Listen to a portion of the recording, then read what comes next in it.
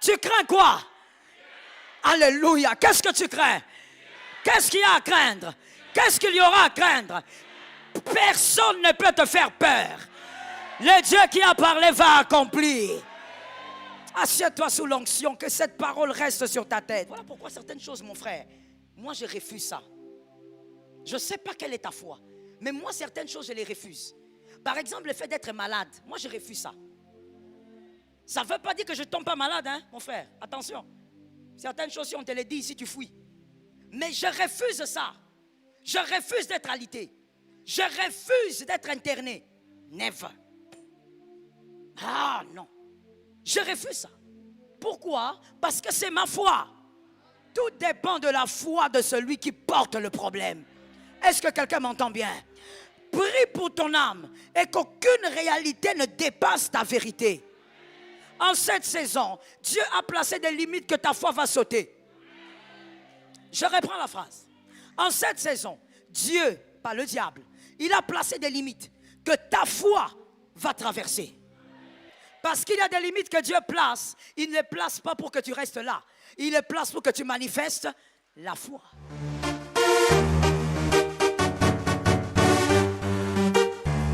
Shalom bien-aimé dans le Seigneur Jésus-Christ.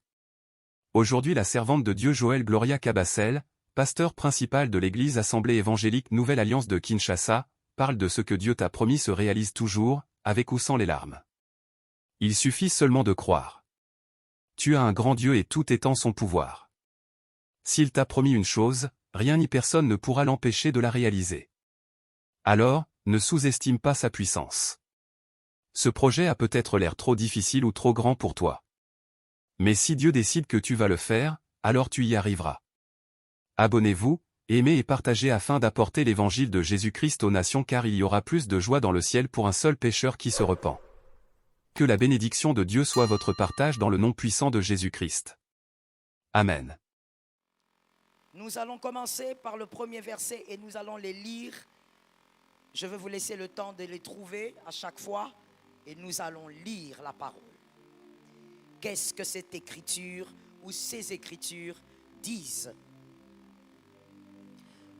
Nous commençons par Ésaïe 41. Merci. Jérémie 29, 11. Troisième verset, Hébreux 10, 23. Hébreux 10, 23. Je ne lis pas avec vous parce que ma version est différente. Hébreux 10, 23. Est-ce que nous y sommes? Est-ce que nous y sommes? Je vous laisse le temps. Hébreux 10, 23. Hébreux 10, 23. Est-ce que nous y sommes? On y va. 1, 2, 3.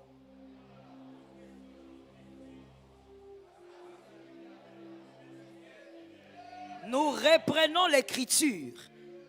Il y a quelqu'un qui n'a pas lu et qui est distrait. Nous reprenons. 1, 2, 3.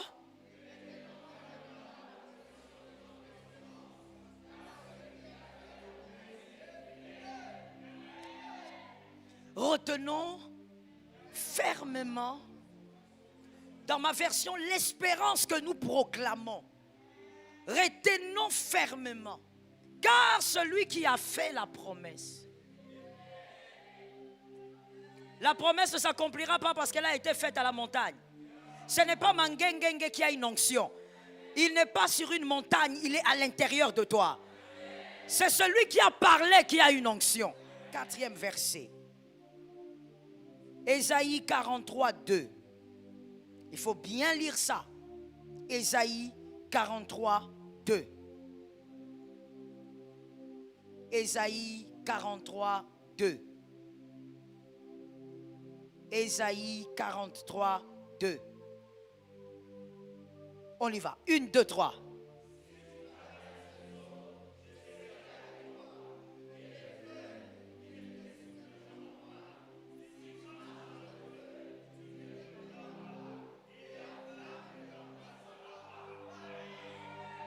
Alléluia. La flamme va te chauffer, mais il n'y aura rien. Ça tombe sur toi, c'est une question de foi. On n'a pas dit que tu ne vas pas sentir la chaleur de la flamme. Tu vas sentir la chaleur. Des fois même, ça va tellement te chauffer que tu vas bronzer. Mais rien rien, rien, rien, rien. Rien n'arrivera. Le mal n'arrivera pas. 40e verset. 5e. 1 Thessaloniciens, c'est 4e je crois. 1 Thessaloniciens 5, 24. 1 Thessaloniciens 5, 24. 1 Thessaloniciens 5, 24. Si tu as une Bible comme moi, une Bible normale, tu peux même souligner le verset 1 Thessaloniciens 5, 24. On y va. Vous y êtes? On y va. 1, 2, 3.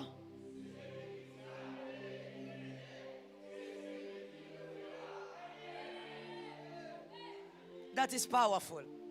Nous répétons ça. 1, 2, 3.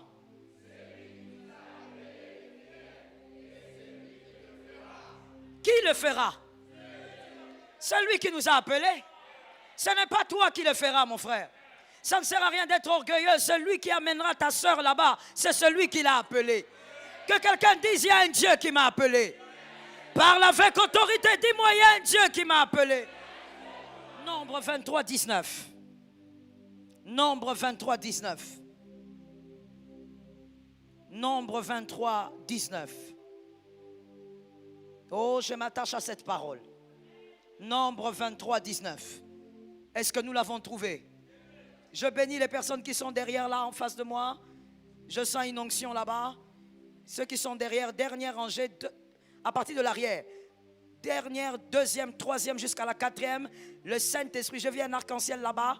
Le Saint-Esprit va vous visiter cette saison jusqu'au, disons, ce trimestre. La visitation est pour vous. Connectez-vous à la parole. Nombre 23, 19. On y va. 1, 2, 3.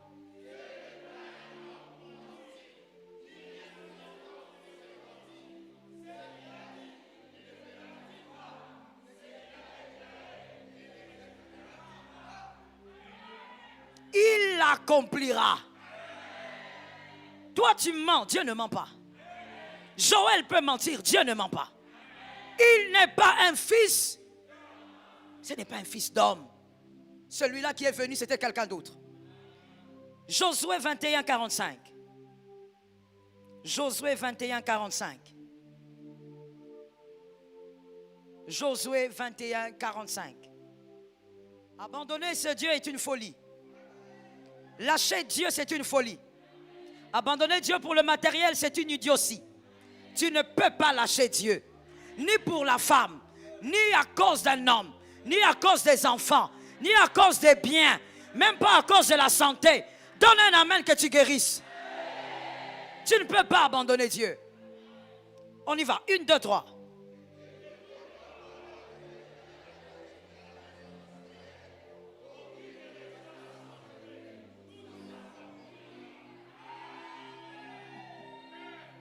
À la place d'Israël, mets ton nom. Ça tombe sur moi-même. Nous reprenons l'écriture et tu vas mettre ton nom à la place d'Israël. Oh, je sens l'onction.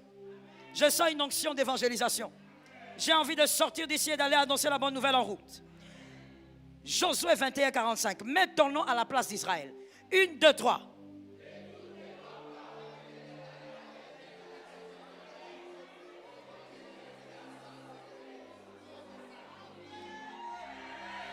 Ça va s'accomplir.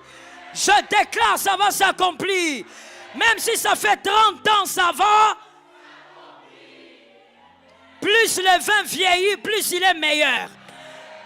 Ce n'est pas un problème si ça dure. C'est pour amplifier le témoignage.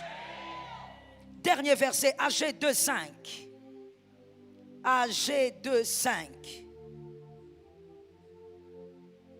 Attache-toi à chacune de ces paroles. AG 2.5. AG 2.5. Que dit l'écriture? Écoute-moi. Nous allons lire la même écriture. J'ai vu des gens balbutier. Mon frère, regarde l'écriture et lis.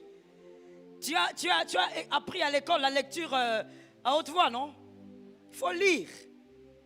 Nous allons relire. Voici ce qu'on va dire maintenant. Écoutez, moi je vais lire selon ma version.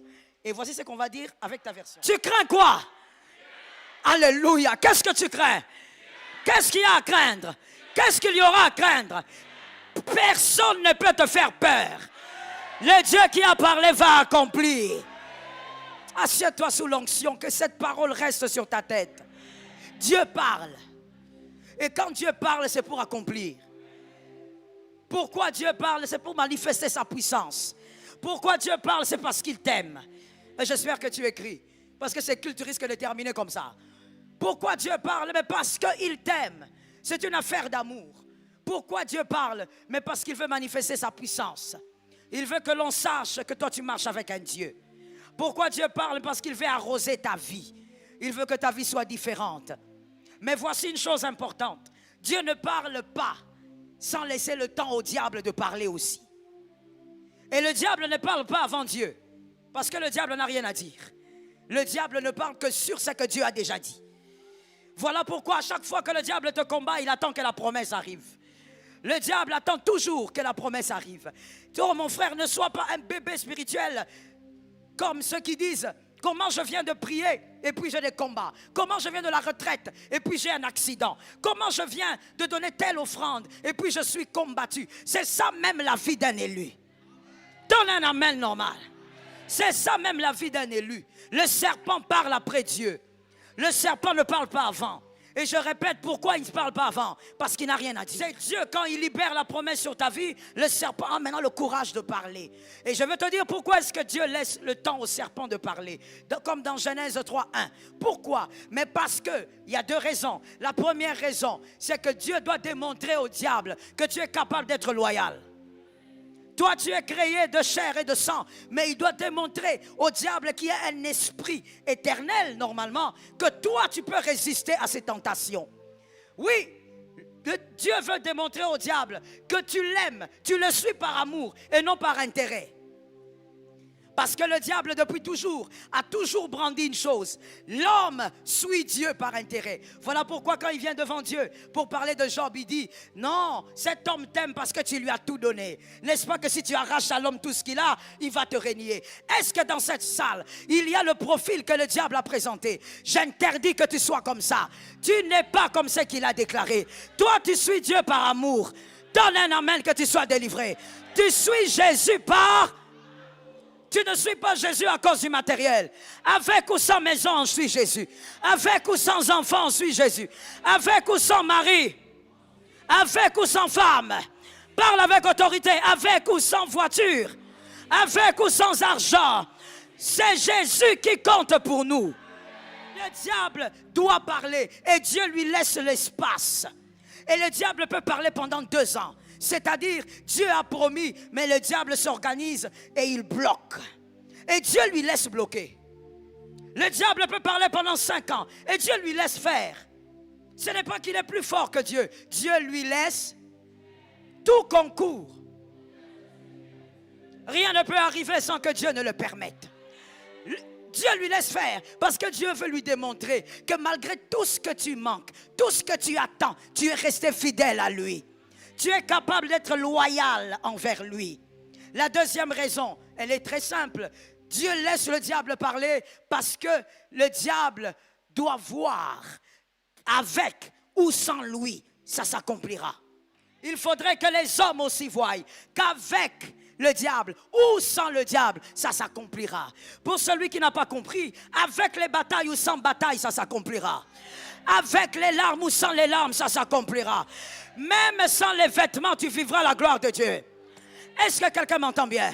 Shadrach, Meshach, Abednego, ils étaient dans le feu. Tous les vêtements avaient brûlé, mais ils avaient leurs caleçons dans le feu. Là, dans le feu, quelque chose s'est passé. Tout le monde attendait qu'il meure. Il y a des flammes, mais il ne meurt pas. Parce que le 4e homme est dedans. La promesse ne s'est pas encore accomplie. Je dis à une personne, avec ou sans les batailles, tout le monde verra. Psaume 23, il dit qu'il dresse devant moi une table. En face, dis à ton voisin, selon ce verset, Dieu aime que les adversaires voient. Dis ça à une deuxième personne. Sois dynamique, mon frère. À une troisième personne.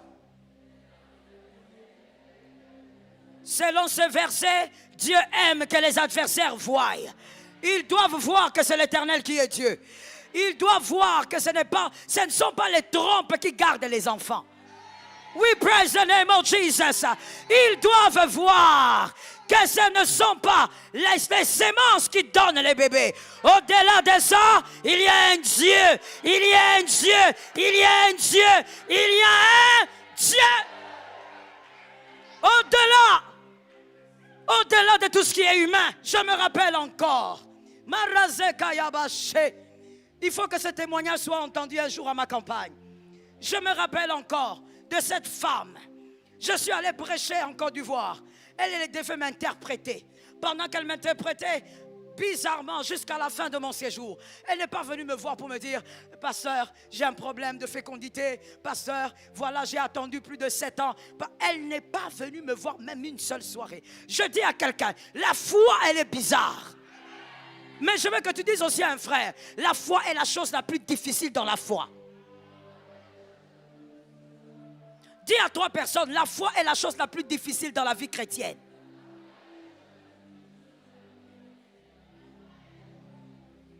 Tu sais pourquoi? Parce que la foi est la seule chose qui doit transcender la réalité. Tu vois que tu es malade, mais on te dit tu es guéri. Et tu dois croire. Tu as mal, mais on te dit tu es guéri. Et tu dois croire que la douleur là n'est rien, tu es. Voilà pourquoi toutes les personnes qui étaient malades autour de Jésus n'étaient pas guéries. Et je vais choquer. Voilà pourquoi dans cette église, ce ne sont pas toutes les personnes qui sont malades qui seront guéries par ma déclaration. Parce que la foi est difficile. Pour croire, il faut être exceptionnel. Dis à quelqu'un que l'onction de la foi entre en toi. Mon Dieu, à moi, n'a pas besoin de ton aide. En réalité, il n'a pas besoin de ton aide. Il peut transcender tout ce que tu connais. Le Dieu des choses mystiques, le Dieu des choses bizarres. Il est le Dieu des apparitions surnaturelles. Il est capable d'entrer dans ta chambre, il te sort de la chambre. C'est le Dieu des choses surnaturelles. Il est capable de venir dans une voiture. Il te prend, il te sort, les autres sont restés dedans. Ça tombe sur celui qui croit. Pendant que je parle, il y a quelqu'un qui a l'impression qu'on est en train de parler des films fantastiques, des films avec de la science-fiction. Dieu est plus que la science-fiction. C'est un Dieu des miracles. Le seul problème, c'est que toi, tu dois avoir la capacité de vivre la vérité et non la réalité. C'est là où la foi devient difficile. C'est là où les Romains s'empoignèrent. C'est là où tu dis j'aime Jésus, mais quand on te met face à ça, tu ne passes pas. Tu jeûnes beaucoup. Mon frère, écoute-moi très bien. On peut beaucoup jeûner, on peut beaucoup prier sans avoir la foi. Je suis d'accord avec l'homme de Dieu des fois quand il me dit beaucoup de jeûne, c'est un manque de foi.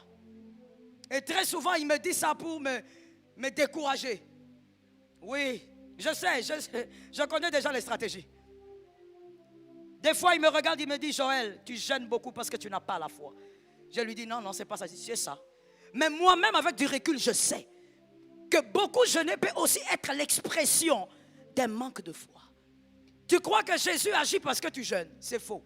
Jésus n'agit pas parce que tu as veillé. Jésus n'agit pas parce que tu as donné des grosses offrandes. D'ailleurs, devant Jésus, il n'y a pas grosse offrande. Dis, aide-moi à dire ça à 3 personnes. Il n'y en a pas. Il n'y en a pas. Non, moi j'ai donné à Dieu 200 000. Ce n'est pas grand pour Dieu, c'est rien. Il y a des hommes qui se donnent ça entre eux comme cadeau. Oh yes. Devant Jésus, c'est rien. La foi, transcender la réalité. La foi, c'est de vivre dans la vérité plutôt que dans la réalité. Écoute bien, Dieu vit dans sa vérité. Et il opère dans ta réalité. Mais Dieu ne vit pas dans ta réalité. Écoute-moi avec intelligence. Dieu ne vit pas dans ta réalité. Il opère dans ta réalité. Il vit dans sa vérité. Voilà pourquoi avec Anne, plus Anne restait dans sa réalité, elle pleurait, elle présentait Pénina. Elle disait Dieu, regarde, je souffre, Pénina. Elle continuait de vivre dans sa stérilité. Dieu n'est pas impressionné par les gens qui te traumatisent. Dieu n'est pas impressionné par les gens qui te dérangent. Tant que tu vivras dans ta réalité, pleure comme tu veux, Anne. Gémis comme tu veux. Va au temple tous les jours. Tu vas rester dans la dans la stérilité. Quand est-ce que Anne a reçu le miracle? Quand elle est sortie de sa réalité. Elle est entrée dans la vérité de Dieu. Quand elle entre dans la vérité de Dieu, Dieu lui donne l'enfant. La vérité de Dieu, ce n'est pas de rendre une femme enceinte. La vérité de Dieu, c'est de donner un prophète. Tant que tu cherches l'enfant, tu ne l'auras pas. Parce que Dieu ne donne pas les enfants. Je réchoque. Dieu ne donne pas des enfants. Dieu donne des prophètes. Pour celui qui n'a pas compris, Dieu donne des enfants avec des missions. Tant que toi tu pleures pour avoir les bébés, Dieu ne te donnera pas. Entre dans la vérité de Dieu. Cherche le prophète. Dieu te donnera le prophète. Parce que dans sa vérité à lui, il n'y a pas d'enfants. Il y a des prophètes. Ça tombe sur la maison de quelqu'un. Est-ce que quelqu'un comprend que la foi est une denrée rare que toi tu dois avoir? C'est difficile, mais c'est possible. Le diable parlera toujours après parce qu'il voudra t'introduire dans un refroidissement. Plus les années passent, le diable te répète, où est ton Dieu? Plus les années passent, le diable te dit, ne vois-tu pas que tu vieillis? Donne-lui chaque réponse à chacune des questions. Première question, le diable te dit, tu vieillis, dis-lui, c'est Dieu qui rajoute les années. Est-ce que celui qui a dit Amen a pris ça? Tu dis un Amen, tu reçois la longévité. Réponds-lui comme ça. Le diable, c'est coup sur coup. Quand le diable donne un coup, donne un autre. Quand le diable te bouge, bouge aussi. Avec le diable, on ne reste pas timide. Il va t'intimider davantage. Est-ce que quelqu'un m'entend? Le diable te dit, voilà comment tu souffres. Où est ton Dieu? Dis au diable, il est dans ma souffrance. C'est pourquoi d'ailleurs je suis vivant, parce qu'il est dans ma souffrance. Dis à une âme, l'Éternel est fidèle. Il faut que le diable parle. Parce que plus le diable parle, le diable sans le savoir, il amplifie la grandeur de ton témoignage. Est-ce que quelqu'un m'entend? Ne sois pas un chrétien à Bible fermée, où tu pleures face aux années qui passent, où tu te lamentes à cause des prières que tu as eu à faire, où tu te lamentes à cause des jeûnes que tu as eu à faire. Tout cela entre dans le compte de tes enfants. Ça te localise. Tu n'as rien perdu, ça entre dans le compte. Mais toi, ce que tu dois faire, sers Dieu avec la foi. Prie avec la foi. Jeûne avec la foi. Manifeste la foi. Va au-delà de cette réalité. La réalité te présente une fin. Qu'est-ce que la vérité t'a dit? Ce que Dieu a dit s'accomplira. On a lu 7 versets. Les 7 versets parlent de la fidélité de Dieu. Il ne peut pas parler sans accomplir. Tout ce qu'il veut, c'est que toi, tu dois croire jusqu'au bout. Avec ou sans les larmes, tu dois croire. Je dis à quelqu'un, attention avec les humains qui t'entourent. Pourquoi? Parce que des fois, les humains sont plus dangereux que les démons. Can I talk to you? Les humains, des fois, sont plus dangereux. Les démons, je vais dire, sors, il part. Toi, je vais te dire, sors, tu ne sors pas. Toi, je vais te dire, quitte ma vie, tu ne quittes pas. Il y a des humains tellement toxiques. Tu as beau l'éviter, le chasser de ta vie. Il est là. Pourquoi il est là? Pour te mettre mal à l'aise. Pour effriter ta foi. Est-ce que quelqu'un m'entend bien? Il faudrait que tu aies la foi de croire qu'au-delà de ça, il y a une puissance. Une fois j'ai prêché, c'était toujours en Côte d'Ivoire.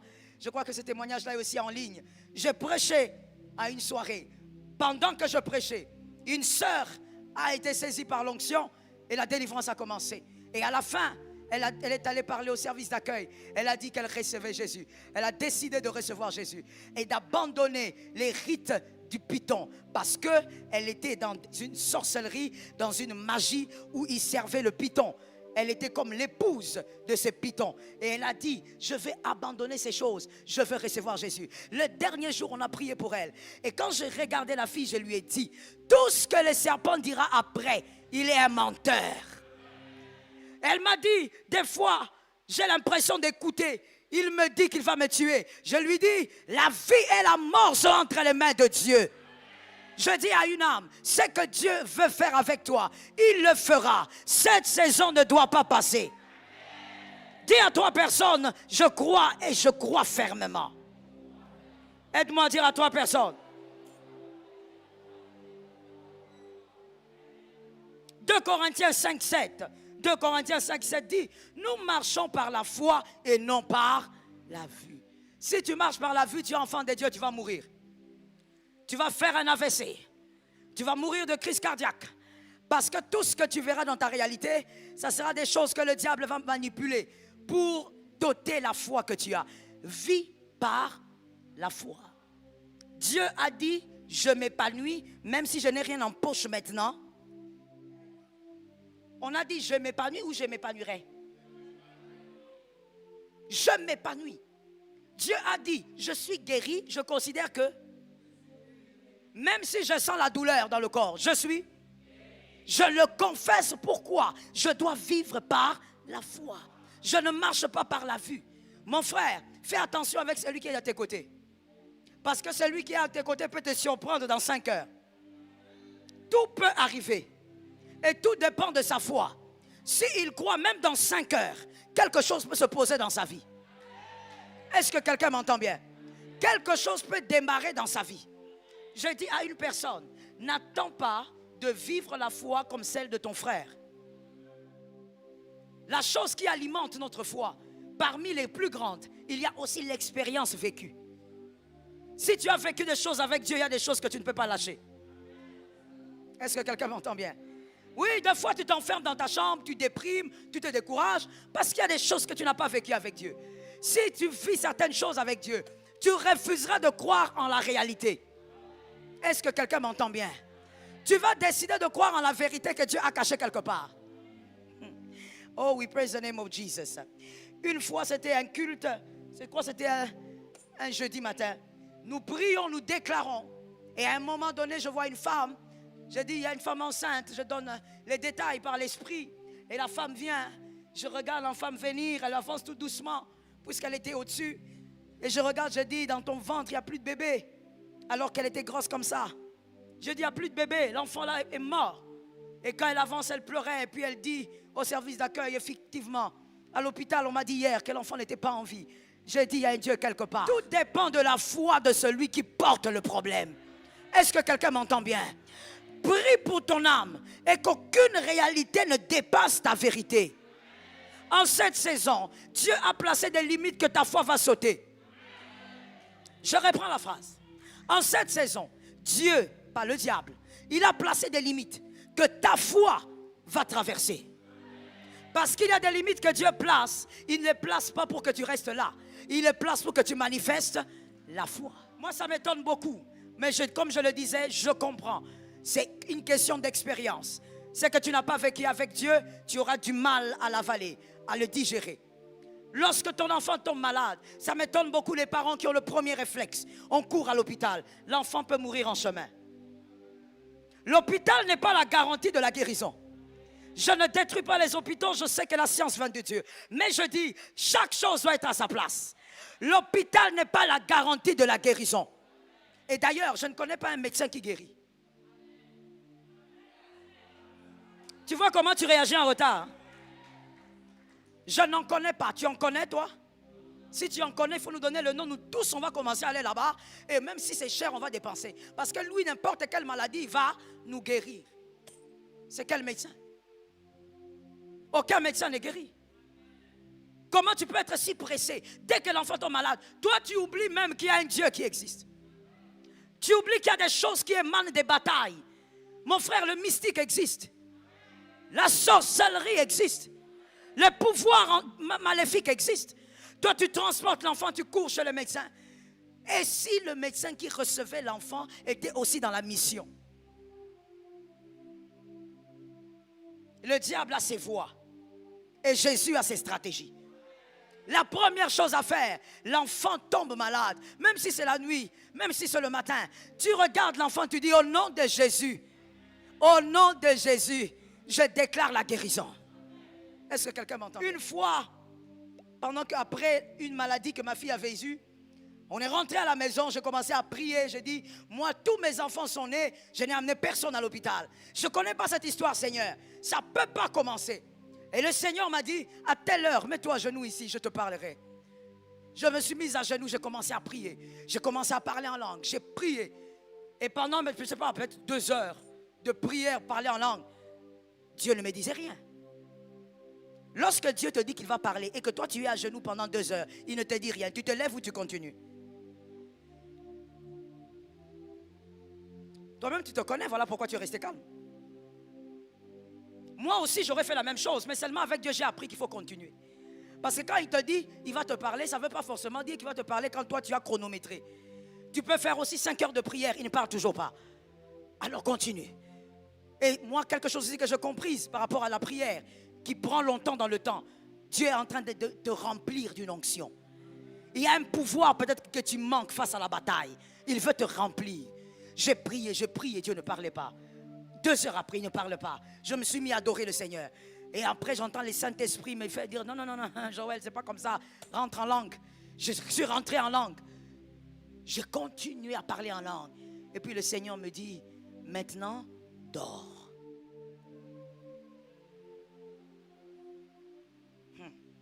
After prayer, tu me demandes de dormir. Tu as dit que tu vas parler, non? Tu m'as dit de le mettre à genoux ici, tu vas? Monte au lit, dors. C'est le parler de Dieu aussi. Le problème avec toi, voilà pourquoi tu as des problèmes même avec ton entourage. Voilà pourquoi tu es adulte, mais tu n'as pas la maturité. C'est-à-dire que toi, tu veux que les gens fonctionnent comme toi. Non. Les gens ne peuvent pas fonctionner comme toi. Ils fonctionnent comme eux fonctionnent. Tu ne vas pas imposer à Dieu ta manière de comprendre les choses. Dieu m'a dit, monte au lit. Je suis monté. J'ai commencé à regarder les plafonds. Parce qu'il sait de toutes les manières que je ne vais pas dormir. Donc je ne sais même pas pourquoi il a dit ça. Je suis monté, j'ai commencé à regarder les plafonds. J'ai cherché mon carnet, j'ai commencé à composer les chansons. Commencé à écrire les chansons. Je chante moi-même, j'écris, je chante moi-même, j'écris. Moi-même, quand si tu passes là-bas la nuit, tu vas croire que je suis un hibou. Et je crois que c'était vers 4 heures comme ça. Ou 4 heures passées. Le sommeil vient, je dors. Et là, je vois, on m'amène à l'école de mes enfants. On me dit, certaines choses je ne veux pas dire parce que c'est en direct. On me dit, regarde ça, regarde ça, regarde ça. Qu'est-ce que tu comprends? Je dis, j'ai compris. À partir de ce jour-là, chaque soir, j'ordonne à mes enfants de déclarer au culte du soir. Ordonnez, je ne suis pas malade. Je suis en bonne santé. L'onction de Dieu me garde. Mon frère, certaines réalités t'attrapent ou t'atteignent à cause du lieu où tu te trouves.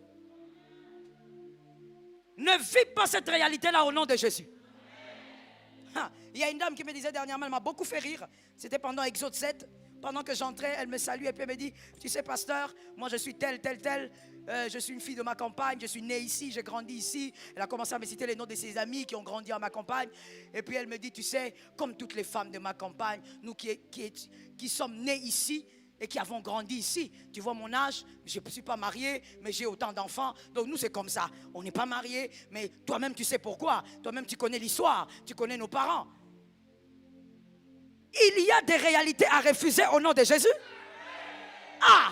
Comment toi tu peux dire que je suis comme ça à cause d'eux? Ne sois comme ça à cause de personne. Dieu est avec toi, ne crains rien. Dieu est avec toi, commence des choses nouvelles. Dieu est avec toi, démarre des choses qui n'ont pas été. Tu n'es pas ce que ton père a décidé que tu sois. Et tu n'es même pas le résultat de ce que ton père a voulu que tu sois. Est-ce que quelqu'un m'entend? Tu ne peux pas dire, c'est la réalité du quartier. Ça ne te concerne pas. Vis dans ce quartier, mais vis selon la vérité. Est-ce que quelqu'un m'entend quelque part? À partir de toi, my goodness, je libère ça dans les cieux. Et comme je le disais, la chose la plus difficile dans la chrétienté, c'est la foi. Je libère ça dans les cieux et je dis que tes enfants travaillent au temps convenable. Quand je dis temps convenable, c'est-à-dire le temps qui a été prévu dans leur destinée. Que tes enfants aient des compagnons au temps convenable. Que tes enfants étudient jusqu'à la fin au temps convenable. Que rien ne soit fait par rapport à toi. Que rien n'arrive par rapport à ta destinée. Et que rien n'arrive par rapport à leur passé. Assieds-toi, je termine. Si tu ne crois pas dans une saison, la parole du serpent va te rattraper. Si tu ne crois pas au-delà de la réalité, les paroles du serpent vont te rattraper. Combien de fois j'ai dit, j'ai ordonné, je suis guéri, je ne suis pas malade. Le diable vient me dire, tu joues. Qu'est-ce que tu racontes, Joël? N'est-ce pas que tu as mal? Est-ce que tu n'as pas mal? Est-ce que tu n'as pas mal? Et tu sais quand il dit ça, je dis quoi? Non, je n'ai pas mal. Non. Pourquoi? Parce que Dieu a dit, je suis guéri. Il y a des choses qui ne peuvent pas arriver. Est-ce que quelqu'un m'entend bien? Il y a des choses qui ne peuvent pas s'imposer parce qu'il y a une parole, il y a une promesse. Je pose la question à quelqu'un pour terminer. Qui croit que Dieu va l'utiliser pour bénir les autres? J'ai entendu des amens, mais je ne sais pas si quelqu'un a dit oui, c'est moi ou pas. Alors on va dire ça facilement, on va faire ça facilement. Si c'est toi, tu lèves seulement ta main droite. Hein? Alors, d'une manière ou d'une autre, tu sais, parce que tu peux être par exemple médecin, mais Dieu met sur ta tête une onction pour que tu bénisses toutes les personnes que tu vas rencontrer dans ton travail. Est-ce que quelqu'un m'entend? Alors, qui croit que Dieu l'a choisi pour qu'il bénisse les hommes? D'accord. How can I explain it? Je veux que tu partes avec ça dans ton esprit et que tu l'enseignes à tes enfants si possible. Tu avais dit quoi? Tu as dit quoi? Que tu croyais? Tu croyais que Dieu va t'utiliser?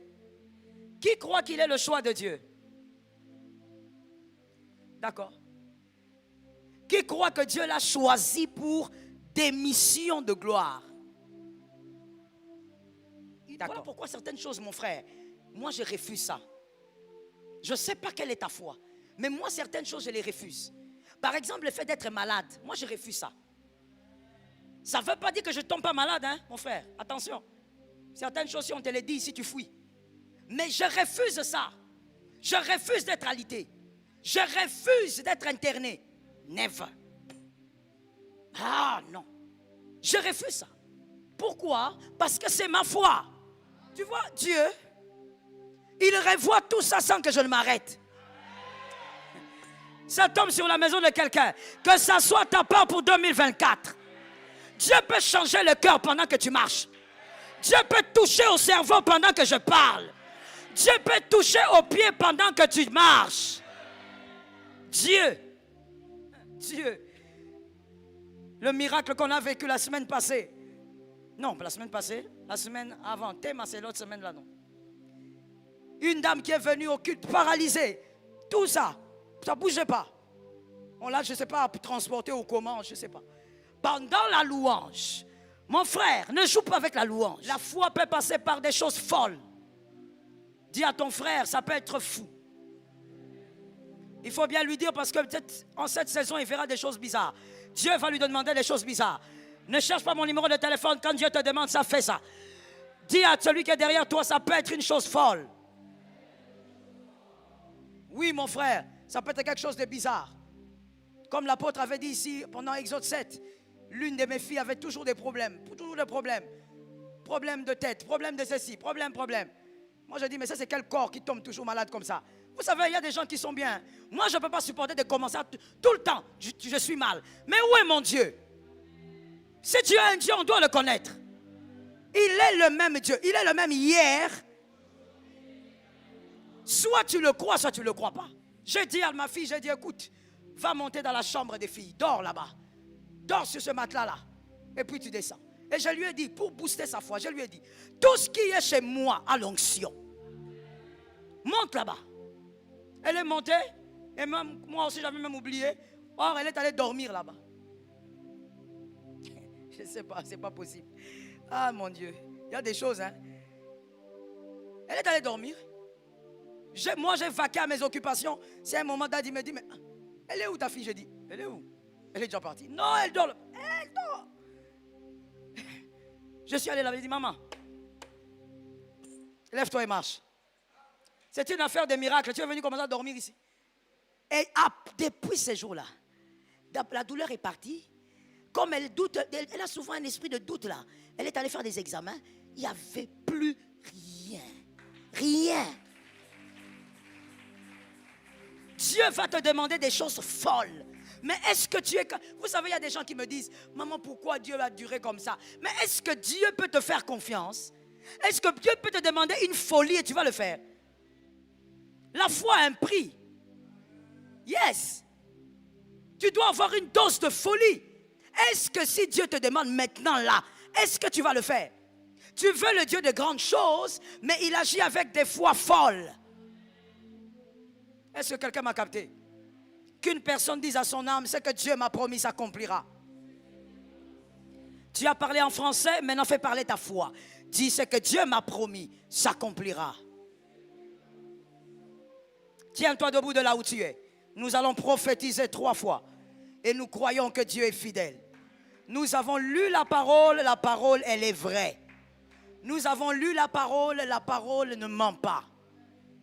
Est-ce que tu peux tenir, lever ta main droite s'il te plaît? Levez la main droite s'il vous plaît. Nous allons déclarer, voici la première déclaration. Ce qui a été promis en secret sera un témoignage public. Ça tombe sur toi.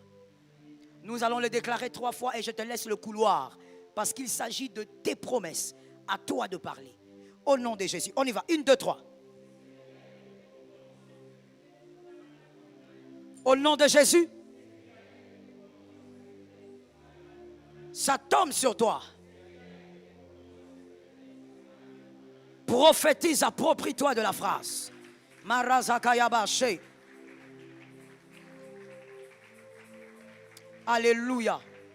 Razekayamashe. Razekamayashe. Si tu as des promesses, tu parles. Shekayabashe.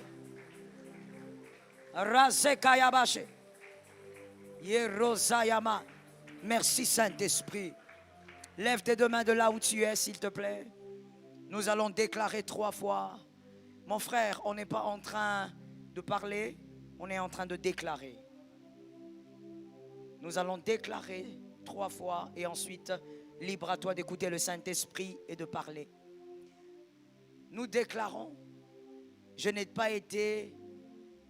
pas reçu des promesses de honte. J'ai reçu des promesses d'honneur. Et Jésus le fera. Pendant que tu le diras, que ça localise tous ceux qui ont ton sang. Que ça s'impose aussi à leur vie. Je n'ai pas reçu les promesses de honte. J'ai reçu des promesses d'honneur. Et ça s'accomplira. On y va, 1, 2, 3. Shalom bien-aimés dans le Seigneur Jésus-Christ. J'espère que vous avez aimé cette vidéo. Abonnez-vous et partagez pour porter l'évangile de Jésus-Christ aux nations, car il y aura plus de joie dans le ciel pour un seul pécheur qui se repent. Merci de faire partie de notre famille Wonderful Jésus-Christ.